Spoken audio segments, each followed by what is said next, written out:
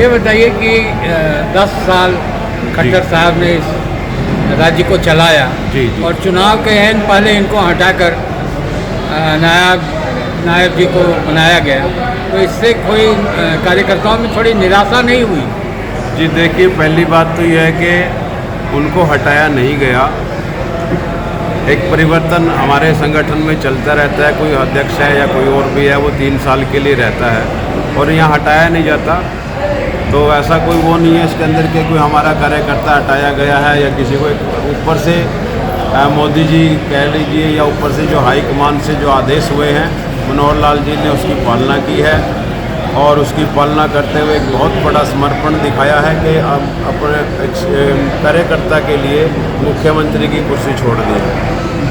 अच्छा, ऐसा कौन सा काम है जिसको आप हाईलाइट करके ये करनाल में वोट मांग रहे हैं? यहाँ की बुनियादी मुद्दे क्या हैं जिसमें अच्छा काम किया है?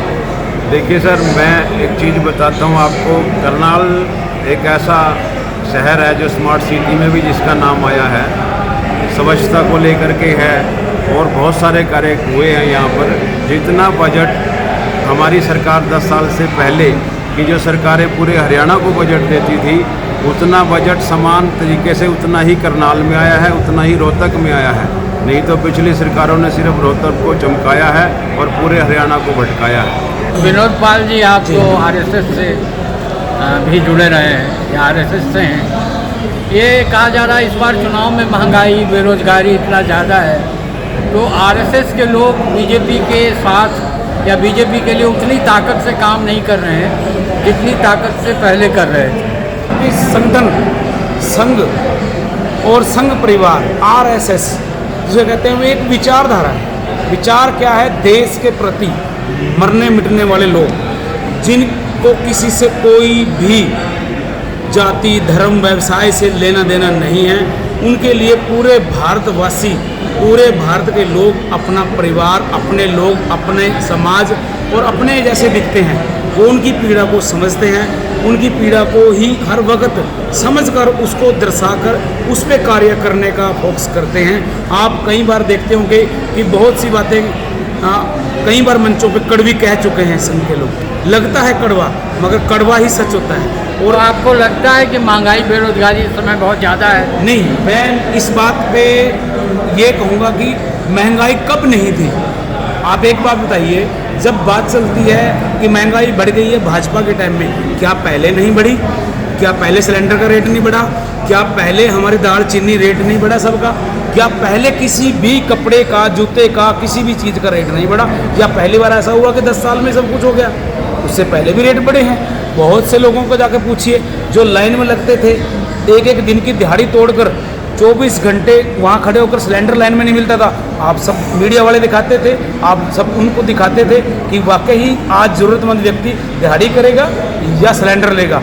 फिक्र हो जाती थी किसी मध्यवर्गीय परिवार का। यानी कि जो महंगाई बढ़ी है, कीमतें बढ़ी है, उससे बीजेपी को कोई नुकसान नहीं कोई होगा? भी देखो, किसी भी परिवार में कहीं ना कहीं कुछ ना कुछ बातों का असर और फर्क पड़ता है, वो चाहे किसी भी पार्टी के लोग हैं। देखिए, ये हरियाणा और पंजाब से बहुत सारे लोग सेना में जाते रहे हैं जी, और जो अग्निवीर योजना आई है उसको लेकर जो यूथ है उसका कहना है कि ये 22 साल में रिटायर होने वाली बात कुछ समझ नहीं आई।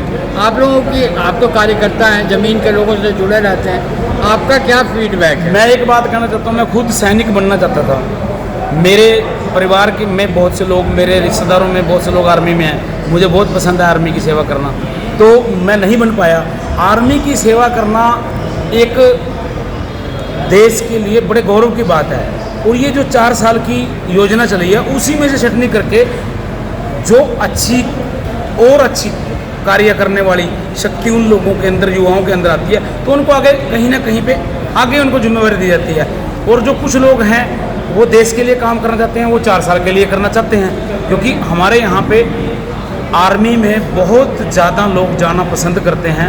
सबसे ज़्यादा आर्मी को पसंद करते हैं। ये जो 4 साल की योजना आप कई देशों के अंदर देखते हो, विदेश के अंदर। नहीं तो आपको लगता है इसको लोगों ने अच्छा माना है या इसको बुरा नहीं, माना? बहुत से देखो, ऐसा है किसी न किसी चीज़ का कहीं ना कहीं अच्छा प्रभाव होता है, कहीं ना कहीं दुष्प्रभाव भी होता है। जब कोई नई चीज़ मार्केट में आती है या नया कोई उद्योग लगता है या नई कोई योजना बनती है, उसमें कहीं ना कहीं लोगों की अपनी अपनी परिभाषा होती है। मेरे को जितने लोगों से, मैं जितने युवाओं से जुड़ा हूँ, तो वो लोग कह रहे हैं कि हमें तो बड़ा अच्छा लगा जी, एक ट्रेनिंग फ्री में मिल गई। नहीं तो हम लोग कोचिंग करते हैं, कहीं पे कबड्डी खेलता है कोई, बॉक्सिंग का, हमारे यहाँ खिलाड़ी बहुत ज़्यादा है, तो वो हमें ट्रेनिंग मिल गई और उसका हमें पैसा भी मिला और हमें आगे काम करने का मौका भी मिला। अच्छा नरेश रोहिला जी, जी सर। करनाल के लोगों का कहना है कि बाकी जगह पानीपत हो गया या सोनीपत हो गया या आप दूसरे जगह लुधियाना वगैरह में आसपास के जो इलाके हैं पंजाब से भी सटे हुए हैं, वहाँ उद्योग बहुत लगा, उद्योग धंधे, मगर करनाल में कोई उद्योग नहीं लगा। तो इसको आप किस रूप में देखते हैं? 10 साल आपके चीफ मिनिस्टर थे। सर मैं ये बताता हूँ, करनाल में उद्योग का मतलब ये नहीं है, या तो एक प्रॉपर एरिया है हमारे अब आप पूरे हरियाणा में देखो, या तो सामान एक ही शहर में लगा हो तो आप बताएं, बहुत सारे शहरों में उद्योग भी लगे हैं, विकास भी हुआ है।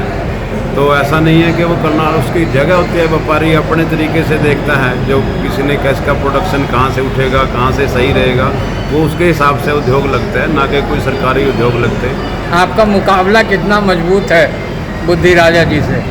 युवा हैं वो। होंगे सर, हमें नहीं पता। एक चीज़ बताइए, अंतिम सवाल है जी, आप लोग को भी जाना है जी, कि यहाँ गांव-गांव में खबरें आती है सोशल मीडिया में जी, कि बीजेपी नेताओं को काले झंडे किसान लोग दिखा रहे हैं, किसान बहुत नाराज देखिए हैं, सर, मैं किसान बताता हूँ, खदेड़ रहे हैं उनको। पहली बात तो ये किसान नहीं है, ये विपक्ष के कार्यकर्ता हैं। किसान क्या हमारे पार्टी में बीजेपी में किसान नहीं है? और रही बात दूसरी, अब इनको बहाना मिल गया। देखिए पहले, अब सबको पता था कि अगर चुनाव में किसी का विरोध करना है, किसी को हराना है, तो उसको वोट से हराए। अब इनके पास वोट का तो पता है कि वोट से बीजेपी जीतेगी, इनके पास एक ही ऑप्शन है कि झंडे ले इनको बदनाम करें, और इनके पास कोई ऑप्शन नहीं है। कोई असर हो रहा ऐसा है? कोई गांव नहीं है जिस बूथ पे हमारा कार्यकर्ता ना हो। हमारे पास तो पन्ना प्रमुख तक बना हुआ है जी, किसी और पार्टी के पास आज तक जिलाध्यक्ष नहीं है, मंडल अध्यक्ष नहीं है। ये कितनी बड़ी बात है। हमारे पन्ना प्रमुख की आप सम्मेलन देखते हो कितना बड़ा, एक पन्ने पे जब हमारा कार्यकर्ता है, उस 40 या 50 या 60 लोगों के एक पन्ने के अंदर हमारे कार्यकर्ता बैठे हैं, तो इससे बड़ा तो परिवार वर्ल्ड में कहीं भी नहीं हो सकता, क्योंकि इतना बड़ा परिवार किसी भी पार्टी का नहीं है। जब भयभीत होता है कोई व्यक्ति, तब ये ऐसे कार्य करता है, उलझुल बातें करता है, सस्ती लोकप्रियता पाने के लिए ऐसे कार्य करने के लिए वो मजबूर होते हैं।